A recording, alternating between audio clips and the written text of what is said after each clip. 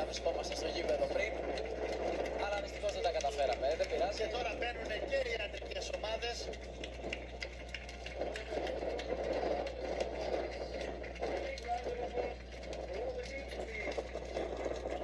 Θα σε αφήσω να πεις εσύ τα ονόματα, γιατί εγώ θα μπερδευτώ 100-0.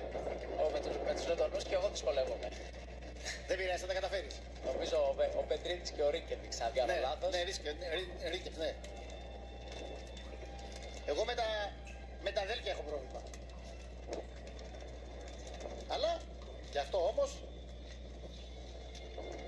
Τρίτη θέση, κάλκινο μετάλλιο. Third place and bronze medal winners. Η ομάδα από τη Λετωνία. The team from Latvia. Πάμε όμως στη Βάλια την Πηλιανίδη, όπου έχει τις μεγάλες νικήτριες, έχει τις Γερμανίδες Βάλια. Δίπλα μου έχω τις μεγάλες νικήτριες του τουρνουά. Ladies, best way to end this weekend. How did you feel? It was amazing. I always feel like home in Greece, and this is a very special place. It was not easy with the wind, but I think from game to game we managed it better, and we got the gold medal. From the beginning of the tournament, you were the favorites for the gold medal, and you showed on the court that you are the favorites.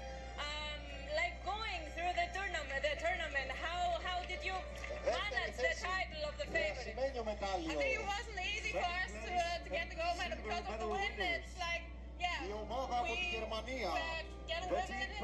So the wind is our friend now, and it's like the best standing for us, and it's like managing with it, and yeah. How are you gonna celebrate in the island? From before, I decided to stay 2 days more because I knew it's very beautiful here. But tonight, I think here's live music, and we have some champagne to celebrate the medal. Are you gonna follow her on the today? Only this evening, and I'm leaving tomorrow to Germany again. But the silver medals will be it's nice presented for her that she by can stay Mrs. here like 2 Dr. days more. Thank you so much, girls. I will let you enjoy it. Thank you.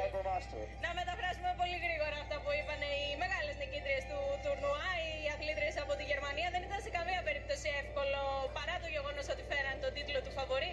Ήταν ο αέρας και το επίπεδο των αγώνων τα οποία έκαναν δύσκολο το έργο τους. Παρ' όλα αυτά κατάφεραν και πήραν το χρυσό μετάλλιο, το οποίο, όπως μας είπαν, θα το πανηγυρίσουν μένοντας 2 ακόμα μέρες στο νησί.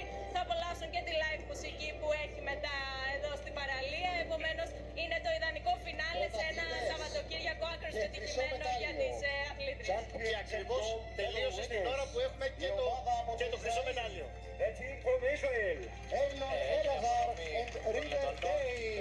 Και των Γερμανών αδερφών Ζάξτεντερ, και τώρα έχουμε το χρυσό μετάλλιο για τους Ισραηλινούς. Βελαζάρ και ο Ντάι, μια ομάδα που θα ξαναπούμε ξεκίνησε από τα προκριματικά. Ομάδα που δεν αγωνίζεται μαζί ως ομάδα κανονικά, Ναι. και κατάφερε και Πόσο έφτασε δύσκολο στο είναι αυτό? Είναι σίγουρα πάρα πολύ δύσκολο.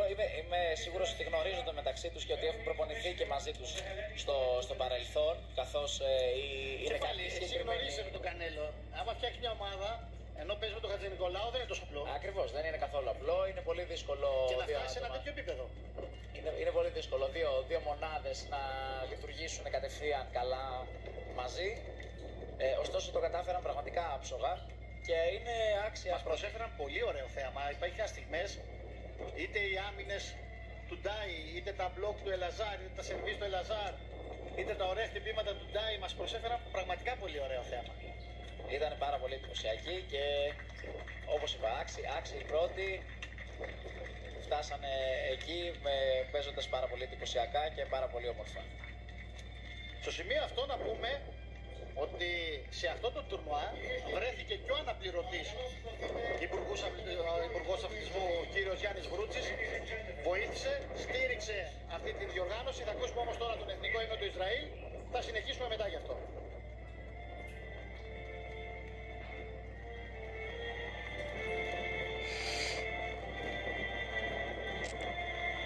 Yes.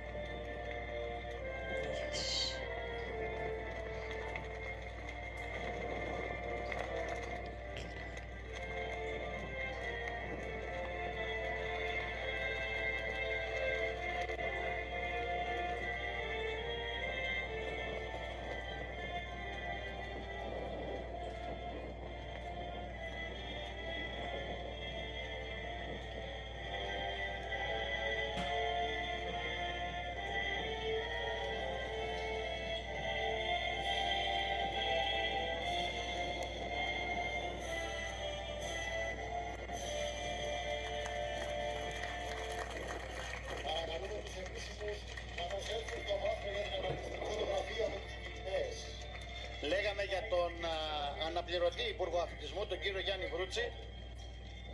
Ήταν εδώ, έδειξε ότι στηρίζει αυτή την προσπάθεια. Είναι πολύ σημαντικό αυτές οι προσπάθειες να στηρίζονται από την πολιτεία.